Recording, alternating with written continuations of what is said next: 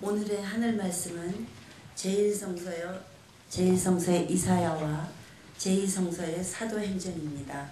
먼저 이사야 42장 1절에서 7절을 읽겠습니다. 여기에 나의 종이 있다. 그는 내가 믿어주는 자 마음에 들어 뽑아 세운 나의 종이다. 그는 나의 영을 받아 문민족에게 바른 인생길을 펴주리라. 그는 소리치거나 고함을 지르지 않아 밖에서 그의 소리가 들리지 않는다. 갈대가 부러졌다 하여 잘라버리지 아니하고 심지가 깜빡거린다 하여 등불을 꺼버리지 아니하며 성실하게 바른 인생길만 펴리라. 그는 기가 꺾여 용기를 잃는 일 없이 끝까지 바른 인생길을 세상에 펴리라. 바닷가에 사는 주민들도 그의 가르침을 기다린다.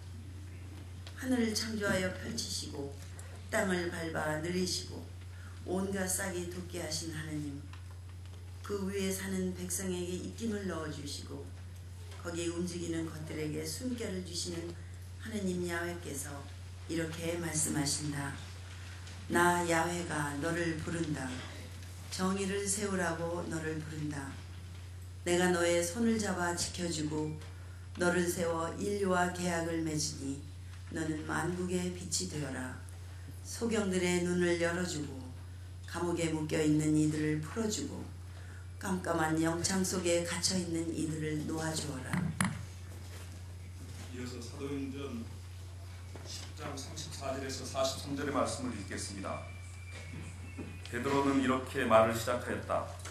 나는 하나님께서 사람을 차별 대우하지 않으시고 당신을 두려워하며 올바르게 사는 사람이며 어느 나라 사람이든지 다 받아주신다는 사실을 깨달았습니다. 하느님께서는 이스라엘 백성에게 당신의 말씀을 전해주셨는데 그것은 만민의 주 예수 그리스도를 지켜 선포하신 평화의 복음입니다. 이것은 여러분도 알다시피 요한이 세례를 선포한 이래 갈릴레아에서 비롯하여 온 유다 지방에 걸쳐서 일어났던 나자렛 예수에 관한 일들입니다. 하나님께서는 그분에게 성령과 능력을 부어주시고 그분과 함께 계셨습니다. 그래서 그분은 두루 다니시며 좋은 일을 해주시고 악마에게 짓눌린 사람들을 모두 고쳐주셨습니다.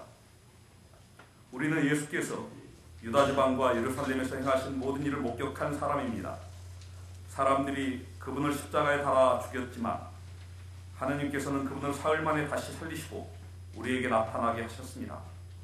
그분은 모든 사람에게 나타나신 것이 아니라 하느님께서 증인으로 미리 택하신 우리에게 나타나셨습니다. 그분이 죽었다가 다시 살아나신 뒤에 우리는 그분과 함께 먹기도 하고 마시기도 하였습니다. 그분은 우리에게 하나님께서 자기를 산 이들과 죽은 이들의 심판자로 정하셨다는 것을 사람들에게 선포하고 증언하라고 분부하셨습니다.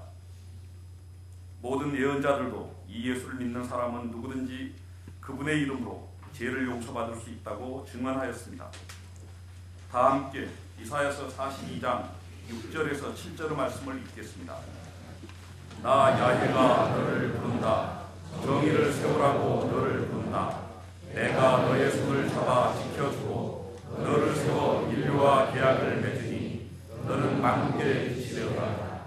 소경들의 눈을 열어주고 감옥에 묶여있는 이들을 풀어주고 캄캄한 영장 속에 갇혀있는 이들을 놓아주어라. 이 말씀으로 귀한 깨달음과 결단이 있으시기를 바랍니다.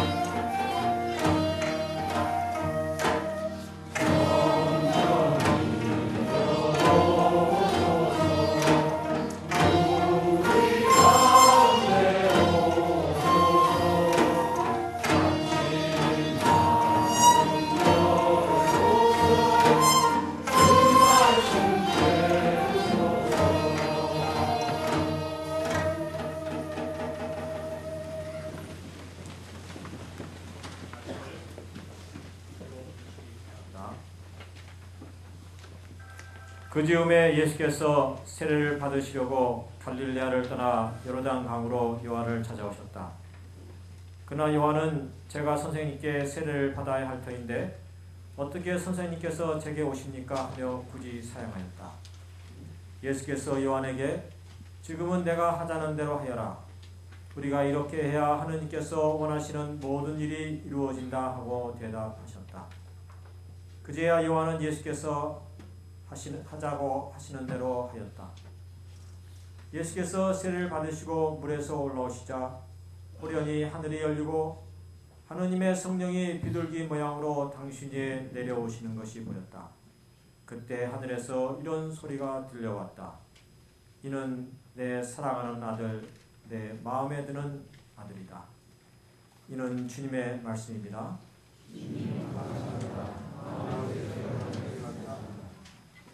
드시기 바랍니다.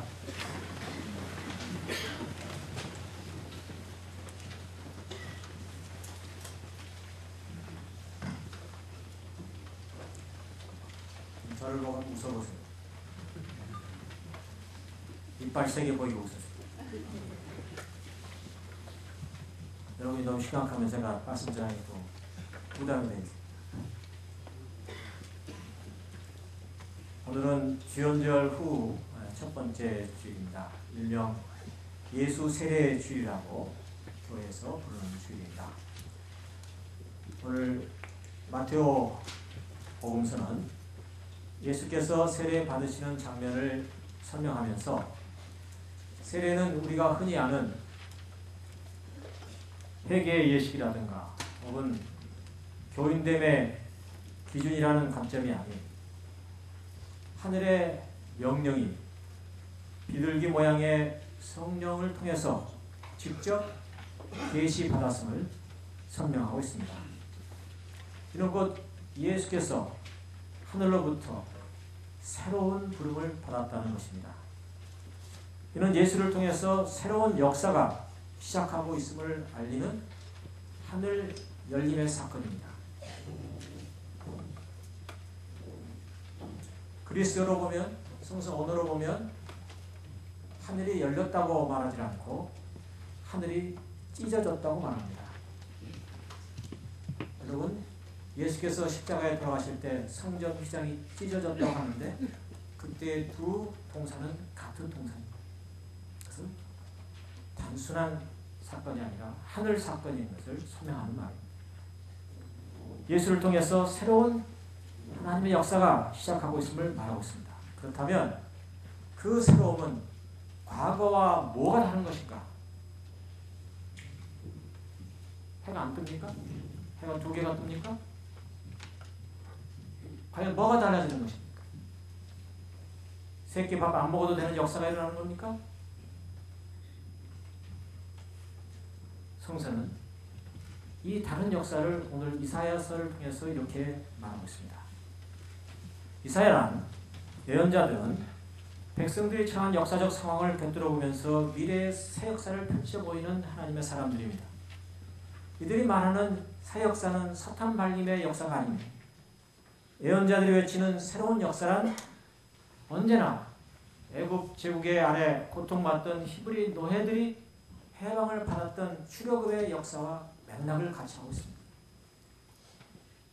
이사야서는 모두 66장이지만 그는 내용에 따라서 세 부분으로 구분됩니다. 1장부터 39장까지를 그래서 제1 이사야, 40장부터 55장까지를 제2 이사야, 그리고 56장부터 66장까지를 제3 이사야라고 부르는데 제1 이사야는 소용돌이 치는 국제 정세 속에서 외세에 의존하려고 하는 군사적 동맹을 단죄하면서 정의를 최고의 가치로 삼아 야훼 하나님만이 구원의 유일한 힘을 선포하고 있습니다.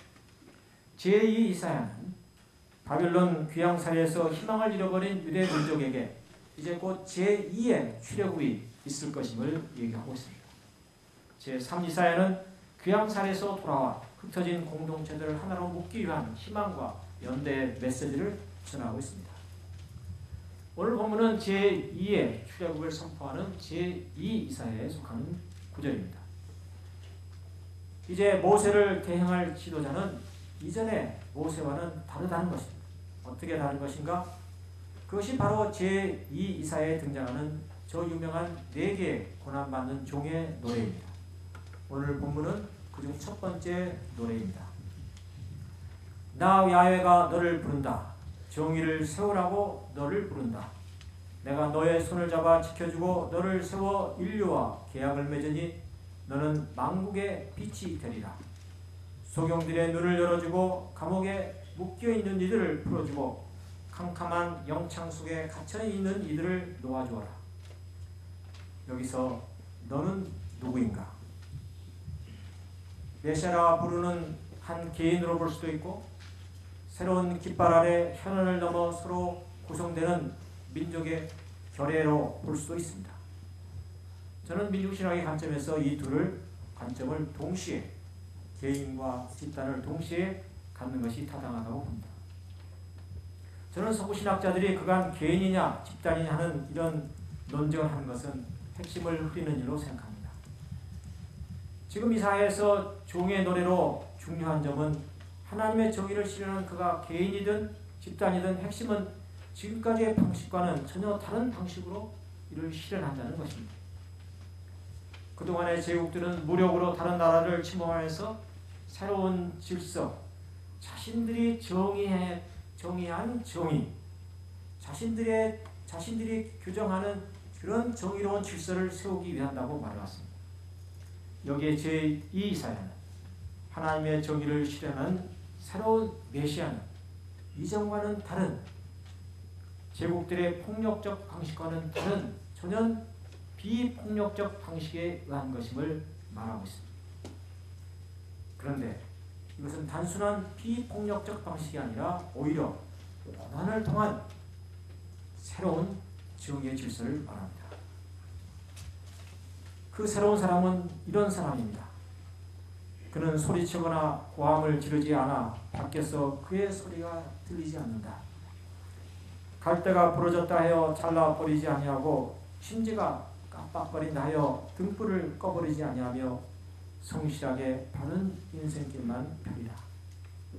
지금 야훼께서 새로운 지도자로 불러 세우는 그 사람은 전혀 볼품없는 사람, 마치 털을 깎이는 양처럼 폭력 앞에 힘없이 서 있는 사람이며 부러진 갈대와 같이 꺾인 사람이며 심지가 이리저리 흔들리는 나약하기 짝이 없는 사람임을 말하고 있습니다. 이는 지금까지의 다윗 왕을 상징으로 하는 메시아의 상과는 완전히 다른 상입니다.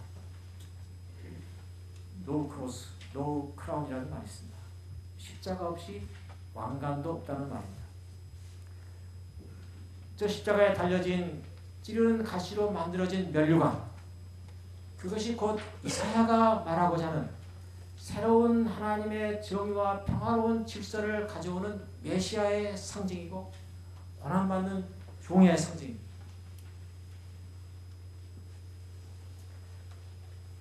사도행전에서 베드로가 로마의 백부장 고넬료를 만나는 이야기는 9장 10장에 걸쳐서 일어나는 긴 서사 이야기입니다.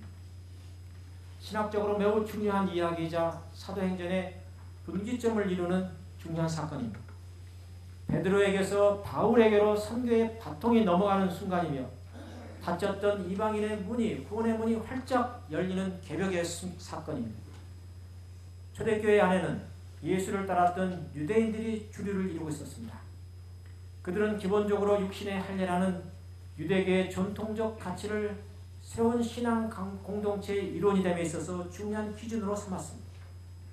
이방인으로 사도들의 가르침을 받고 예수 공동체의 이론이 되고자 했던 사람들에게 이것을 요구했습니다. 그러나 이방인들에게는 이 할례는 저들에게 필요치 않은 것으로 여겼습니다. 오히려 안식일법을 거부하시며 안식일이 곧 사람의 곧 안식일의 주인이라고 외쳤던 예수 복음에 대한 훼손이라고 그들은 생각했습니다. 거부했습니다. 그래서 초대교회 안에 갈등이 일었습니다. 그런데 하나님께서는 이방인 중 그 중에서도 유대인들이 가장 미워하는 로마인, 그 중에서도 평범한 로마인이 아닌 로마 백부장인 고넬료와 그의 가족과 친구들을 베드로로 하여금 만나게 함으로써 이렇게 선언하는 것입니다. 나는 하나님께서 사람을 차별 대우하지 않으시고 당신을 두려워하며 올바르게 사는 사람이라면 누구든지 다 받아주신다는 사실을 깨달았습니다. 조건과 차별의 벽을 허문 사건이 바로 사도행전 본문 말씀의 핵심이자 사도행전 전체의 핵심입니다. 우리 안에는 끊임없이 누가 참다운 향린인가 하는 질문이 있습니다. 법적 질문이 있고 정체성 질문도 있습니다. 세례와 세교 가입식을 거쳐야 하고 일정 기간 교회를 다녀야 한다는 기준이 있습니다. 여기서 우리는 세례도 받지 않고 등록도 하지 않고 10년을 다닌 사람이 향린교인이 될 수 있는가 하는 극단적인 질문을 던져볼 수 있습니다. 제가 차별과 제한의 벽을 허물었다는 얘기를 합니다만 저는 세례를 베풀 때에 어린아이도 함께 동참하도록 하고 있고 그리고 하나님의 뜻대로 살고자 하는 모든 사람을 부른다는 그런 초청을 하고 있습니다. 어느 교회에서는 어린아이들에게 성찬식을 베풀지 않고 또 세례를 받지 않은 사람들은 참여하지 마십시오라고 목사가 선포합니다. 그것은 목사가 이해하는 성서 해석에 따라서 달라질 수 있습니다. 저는 그것이 옳다 틀리다 말씀드린 것이 아니고 저는 저의 견해를 말씀드리는 것입니다. 신앙 정체성의 질문도 있습니다. 헌금 내고 주일 예배에 참석하는 것이 향린교회 됨의 전부인가? 처음 향린교회를 세울 때에 많은 교회들의 하나를 더하기 위해서가 아닌 분명한 창립 목적의식을 갖고 세워졌습니다. 이를 우리는 흔히 공동체 정신, 평신도 목회, 혹은 사회선교, 혹은 민족선교라고 불러왔습니다. 60년을 지나오는 동안 수많은 사람들이 교회를 거쳐갔고 분쟁도 여러 차례 있었고 교회가 둘로 나누어진 아픔의 역사도 있습니다. 거기에는 다른 교회가 묻지 않는 향린의 정체성에 대한 질문이 항상 중심에 있어 왔습니다. 그중 한두 가지를 2014년 이후의 향린교회의 방향을 생각하면서 오늘 여러분에게 물음으로 던져봅니다. 우리는 잘 지켜지지 않는 부분을 분명히 지켜내기 위해서 정관이라는 것을 만들었습니다. 그중 여성 장로 3분의 1 이상을 한다는 규정이 있습니다. 저는 수년 전 본래 정관 제정 당시 남성과 여성이 동수가 되도록 한다고 하는 강제 규정을 만들기를 원했습니다. 그러나 이것은 정관위원들이 너무 지나치다 해요. 현재 규정을 만들었는데 이 또한 권장 규정으로 해석을 하여 왔습니다. 결론부터 말씀을 드리자면 3분의 1 이상을 계속 권장 사항으로 생각하신다면 이는 차라리 없는 편이 낫습니다. 이런 규정이 없을 때도 여성 장로는 항상 있어 왔습니다. 권장 사항으로 할 바에는 3분의 1보다는 남녀 동수로 한다고 하는 그런 권장 사항이 더 적합할 것입니다. 지금 보수 장로 교단 법에도 여성 총대 30%라는 문구가 있습니다. 그런데 그 교단의 작년 총회 여성 총대 비율은 0.9%였습니다. 기장교단에도 30%라고 명시가 되어 있습니다. 그러나 작년 총대 여성 비율은 7%였고 그것도 10명 중에 1명은 반드시 여성으로 한다고 하는 그런 강제 조항을 넣은 이후에 일어난 일입니다. 여성 절반을 의무사항으로 해도 자랑할 것이 하나 없거늘 정관에 있는 3분의 1을 권장사항으로 해석하는 것은 전혀 향린교회답지 않는 문구입니다. 40세가 넘은 자기 얼굴에 스스로가 책임을 져야 한다는 말이 있듯이 10년을 넘어 목회하였기에 이는 저의 책임이라고 생각하고 또 이 문제를 공적으로 여러분에게 제기합니다. 이번 장로 선출 과정에 여러 문제들이 노출되었지만 이는 단순히 여성 장로 선택이냐 아니냐 하는 문제를 넘어서서 또 다른 우리 안에 있는 심각한 갈등을 밖으로 표출시켜 보였습니다. 그 2배수로 진행되는 2차 투표에서 당선자가 없었던 일은 몇 년 전부터 항시 있어 왔던 일이지만 1배수 투표로 진행하는 3차 투표에서 한 분은 되지 않았고 두 분 또한 가까스로 3분의 1을 넘었습니다. 이 두 분은 새로운 분들도 아니고 이미 장로로 임직을 하셨던 분들이었기에 이런 결과가 나온 것은 이번 투표에 참여하는 교우들의 기준이 장로 자격 기준이 아닌 또 다른 기준, 내편이라고 하는 어떤 진영 논리가 작용한 것은 아닌가 생각합니다. 물론 60년이나 된 교회에 어떤 나누어진 그룹이 없다고 한다면 그건 모두가 성인의 경지에 올랐거나 아니면 모두가 들락날락하는 뜨내기 교인일 것입니다. 불과 몇 명 되지 않은 고린도 교회가 바울파, 게바파, 아볼로파, 그리스도파 나누었듯이 교인이 수십 명이 되면 파당이 나누어지는 것은 당연한 일입니다.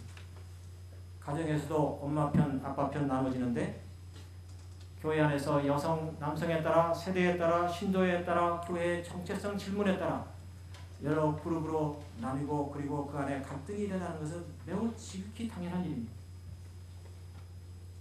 문제는 교회가 지도자를 세움에 있어서 사람을 밀어주고 키워주는 긍정적 분위기로 나가는 것이 아니라 내 편이 아니면 안 된다고 하는 부정적 분위기가 점점 커지고 있다는 점입니다.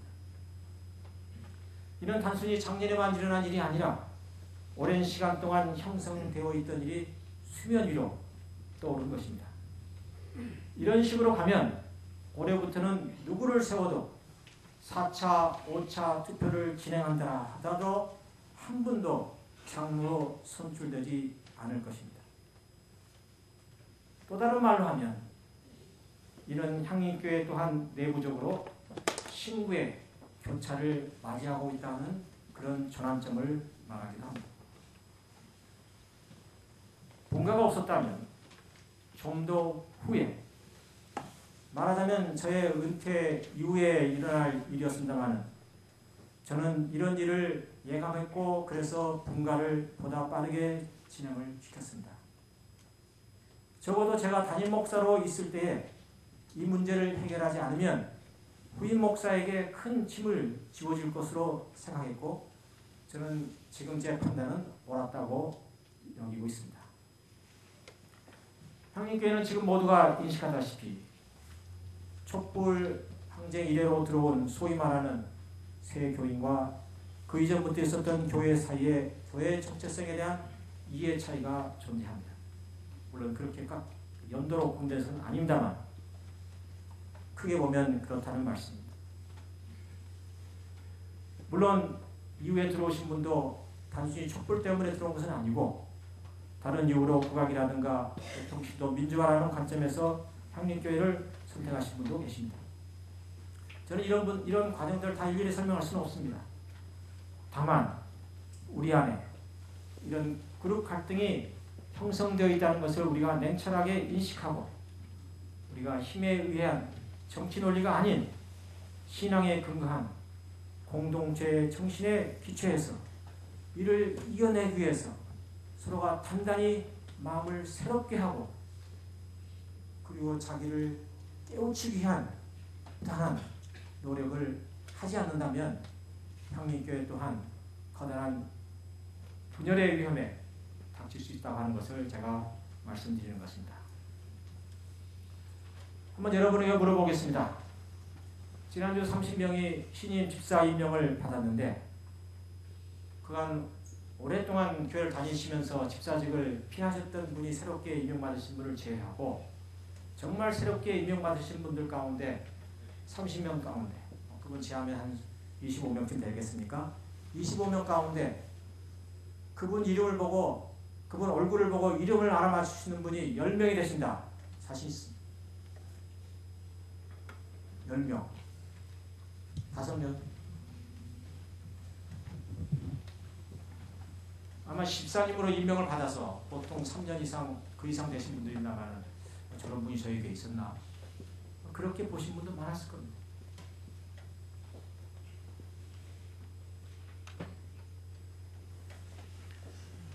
적어도 한 교회, 공동체라고 하는 명칭을 쓰는 교회에서 집사로 임명을 받는다면 그분의 이름뿐만 아니라 그분의 삶까지도 어느 정도는 우리가 서로 알고 지내야 하는 것입니다.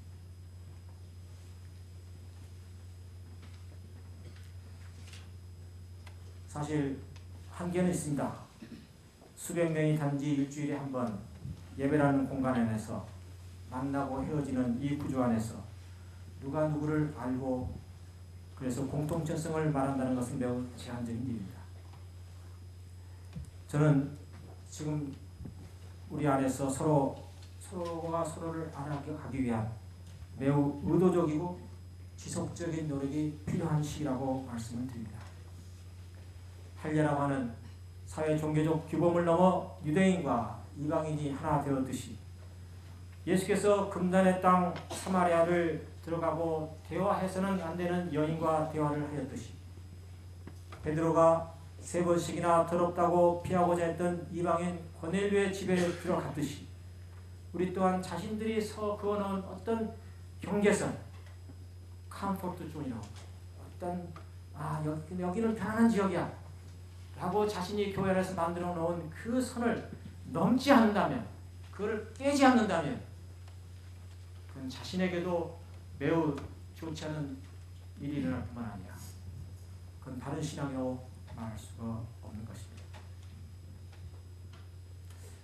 더욱이 우리는 보안법 철폐라는 어느 교회도 넘지 못하는 이 사회의 경계선 끝자락을 넘어서 만난 사람들입니다.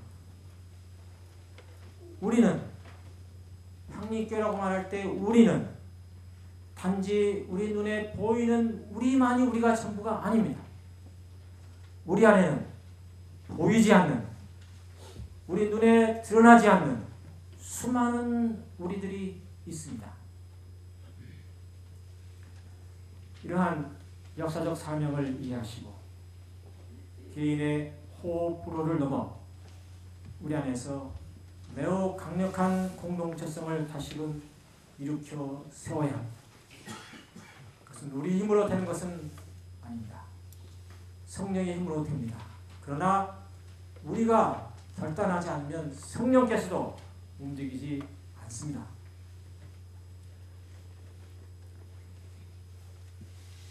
물론 이 점에서 구역을 보관하면 좋겠지만 사는 지역에 따라 일률적으로 교인을 나누는 전통적 방식은 이제 더 이상 작동하지 않고 있습니다. 전통적인 교회들도 구역 모임을 운영하기에 매우 어려움을 겪고 있습니다. 향림교회는 더욱이 탈지역, 수원, 파주, 인천 등지에서 오고 계시는 분들 주중에 따로 모임을 만나는 일이 매우 어려운 상황입니다. 그러나 이의 필요성을 강조하는 재직들도 계시고 또 이를 요청하는 교원들도 있습니다. 그래서 저는 이 부분은 지원 형식으로 갈 수밖에 없다고 생각합니다. 여러분에게 나눠드린 2014년에는 이렇게 참여하겠습니다라는 종이를 보시면 다 아시겠습니다만은 거기에 후에 해보시기 바랍니다. 일찍 오셔서 이미 보셨어야죠. 마음 하시고.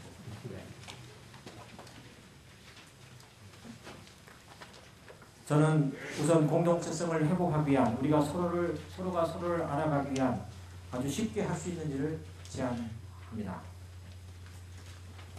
예배 시작 전에 모르는 분이 옆에 계시면 앞뒤 좌우에 예배 시작 전에 인사를 나누세요. 물론 기도도 합니다만은 인사를 나누세요. 예배가 끝날 때 그냥 형식적으로 악수만 하고 헤어지지 마시고 식당까지 올라가서 함께 식사하도록 노력하는 것입니다. 그래서 오늘부터 사회를 보시는 장로님들에게 부탁드립니다. 그냥 앞뒤 좌우분들하고 평화 인사하세요 라고 하지 마시고 3사람 이상 악수하시고 모르는 분에게는 제 이름은 누구입니다. 당신의 이름은 무엇인가요? 혹은 네 분씩 짝을 지셔서 지난주 가장 중요한 사건이 무엇이었는지를 한마디씩 얘기하도록 한다든지, 이번 구정에는 가족들이 누구네 집에서 모여서 설 차례를 지내시는지 등등 구체적이면서도 누구나 쉽게 답할 수 있는 질문들을 하나씩 던져서 앞뒤 좌우 있는 분들이 조금이나마 그 안에서 서로를 알고 또 이어서 함께 차도 마시고 그리고 식사도 함께 할 수 있는 그런 기회를 만들어 주시기를 바랍니다. 김남선 선생님께서 지난주 제가 일어나 빛을 발하라 하는 제목하에 그 다음에 뭐라고 붙였죠? 제가요? 기억나시는? 제가 아무리 기도하고 붙여봤자 기억도 못하시니까 뭐 한두 시간. 네. 김남선 선생님은 본인의 뜻이 계셨기 때문에 다 기억하시고 또 오늘 아침에 저에게 말씀 민족과 사회, 민족과 사회가 다르다고 하는 것을 좀 알려달라. 사실 제가 오늘 본문에도 오늘 제 설교문에도 사실 공동체를 얘기하면서 독일어 우리가 잘 아는 게젤샤프트와 게마인샤프트라는 단어를 썼습니다만 제가 뺐는데 그거를 강조하시면서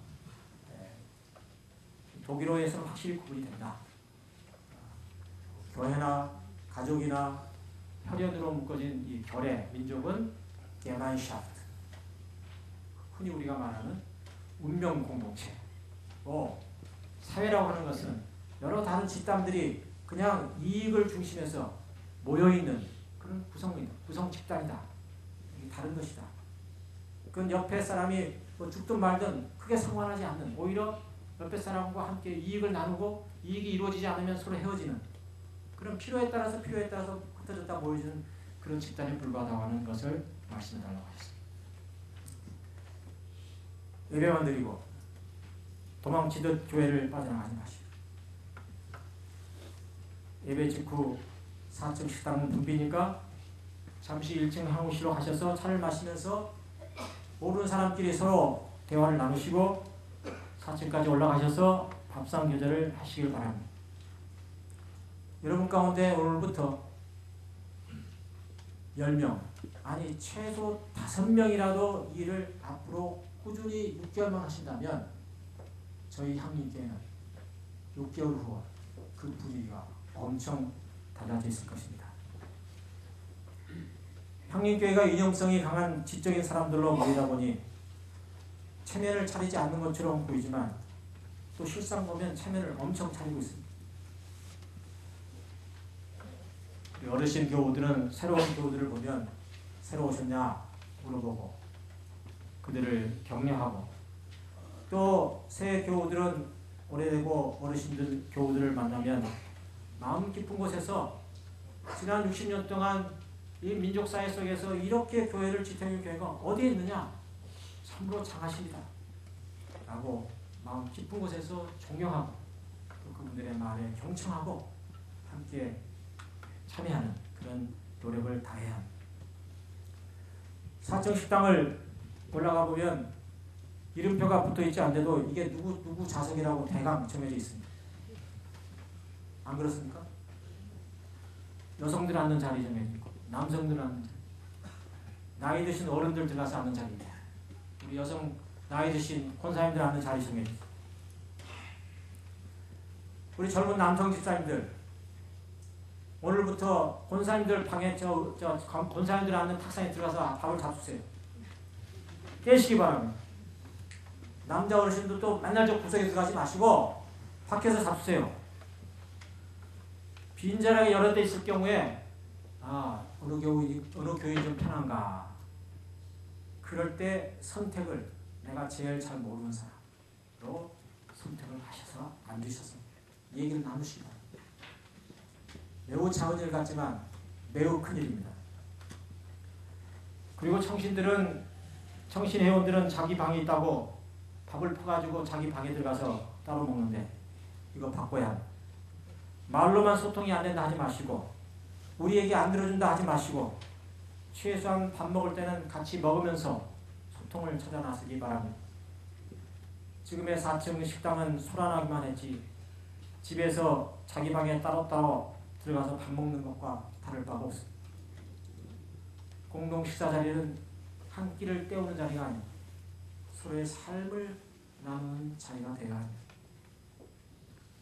현대를 가리켜서 포스트 모더니즘 시대, SNS 시대 등등으로 벽을 깨고 남자와 여자, 젊은이와 어르신, 주인과 종이 그리스도 안에서 하나됨을 강조했던 초대교회의 가르침 때문입니다. 오늘날 세계교회가 프란치스코 교황에 열광하는 것은 그가 교황의 권위를 내려놓고 노숙자와 더불어 새해 첫 식사를 하고 팔레스타인의 아픔에 동참하려는 과감한 시도 때문입니다. 바로 이 점에서 향림교회는 변화되어야 합니다. 자신의 벽이 무엇인지를 보고 그 벽을 깨는 한 해가 되기를 바랍니다. 자신이 향림교회에서 제대로 믿음 생활을 하고 있느냐는 첫 번째 잣대는 자신이 얼마나 많은 사람들과 소통하려 하고 있고 그래서 그들의 숨겨진 삶의 고통을 얼마나 이해하고 그래서 기도하고 있느냐는 것입니다. 깊은 관계를 형성함으로 공동체의 일을 더욱 키워가는 것, 이것이 평신도 목회입니다. 오늘 집에 돌아갔을 때 가족 중 누군가 물어봅니다. 오늘 무슨 교회 특별한 일 있었어요? 뭐 별로. 그냥 평범했어. 헬런 켈러가 말하기를 내가 대학교 총장이라면 눈 사용법이라는 필수 과목을 만들겠다고 했습니다. 왜냐하면 눈을 뜨고도 보지 못하는 자기보다 더 사물을 못 본다는 것입니다. 3일만 볼 수 있다면이라는 여러분도 이미 읽어보았을 그 유명한 숲길 첫 부분은 이렇게 시작합니다. 숲을 다져온 사람에게 당신은 뭘 봤느냐고 물었더니 그가 답하길 별거 없었어요. Nothing special. 그렇게 답했는데 어떻게 그럴 수가 있었느냐는 것입니다. 자신이 숲에서 느낀 바람과 나뭇잎과 자작나무와 떡갈나무 몸통을 만질 때의 전혀 다른 느낌과 졸졸졸 지나가는 물소리를 왜 못 보고 왜 못 들었느냐고 그는 반문합니다. 진리는 일상 속에 숨어있고 비범은 평범 속에 숨어있습니다. 바라기는 집에 돌아가서 누가 묻거든 내가 오늘 교회에서 누구누구를 만났는데 긴 얘기를 못했지만 참 오래된 친구를 만나는 기분이었어. 참 좋았어. 주중에 한번 시간 내서 만나자고 할 거야. 어린이들은 학교에 갈 때마다 흥분하며 갑니다. 매일 만나는 친구들이지만 항상 새롭습니다. 갔다 오면 말하죠. 엄마 걔가 오늘 이렇게 말했어. 아빠 걔가 그렇게 행동했어. 나이가 들어가면서 점점 그런 감동이 사라집니다. 뭐가 문제지? 만나는 사람들에게 문제가 있는 것이 아니라 자신에게 문제가 있다. 굳어진 마음밭. 세상은 그저 이럴 것이다 라는 것. 우리가 시간을 크로노스라고 말하지 않고 카이로스라고 말하는 것은 순간순간 하나님께서 나를 깨고 들어오는 새 역사가 일어날 것이라고 하는 기대 때문에 작가 김훈이 이런 말을 했습니다. 낙원은 일상 속에 있든지 아니면 없다. 7일마다 한 번 만나는 이 모임 속에서 낙원을 발견하지 못하면 그 어디에도 낙원은 존재하지 않습니다. 그래서는 올해의 교회 표어는 그대로이지만 우리의 평신도 목회 표어는 한 주에 한 사람을 알자로 정하고 싶습니다. 예배실이든 식당이든 향후실이든 소모임이든 그간 모르고 있던 사람들 꼭 한 사람만을 알고 지내시기 바랍니다. 그리고 그 다음 주는 다른 사람을 또 찾으시기 바랍니다. 오늘은 예수께서 세례 받으심을 기념하는 세례주일입니다. 로마 시대에는 비둘기를 이용하여 군 사령부에서 예하 부대에 명령을 전달했습니다. 흩어졌던 모든 대원들이 비둘기의 영을 통해서 하나로 행동을 했습니다. 예수께서 세례 받으실 때 비둘기 형상이 내렸다는 이 얘기는 세례냐 혹은 침례냐 하는 교리 논쟁은 물론, 물 세례냐 성령 세례냐는 신학 논쟁은 물론, 혹은 세례가 교인됨의 기준이냐 아니냐의 기준에 관한 것은 더더욱 아닌, 한마디로 말하면 새 역사를 펼치도록 하는 하나님의 부름을 받았다는 말입니다. 그 비둘기 발에는 아주 작은 통이 하나 달려 있었고, 그 통을 여니까 둘둘 말린 조그만 종이가 하나 나오는데 거기에 이렇게 글이 새겨져 있었습니다. 나 야훼가 너를 부른다. 종이를 세우라고 너를 부른다. 소경들의 눈을 열어주고 감옥에 묶여있는 이들을 풀어주고 캄캄한 영창 속에 갇혀있는 이들을 놓아주어라. 여기서 소경은 볼 것을 제대로 보지 못하는 언론의 핍박을 말하고, 감옥에 묶여있다 하면 종묵이라는 이념의 감옥을 말하는 것이고, 자신의 남은 삶이 얼마인지도 모른 채 세상의 물결에 휘말리는 상태를 캄캄한 영창이라고 말하고 있는 것입니다. 오늘 여러분 각자에게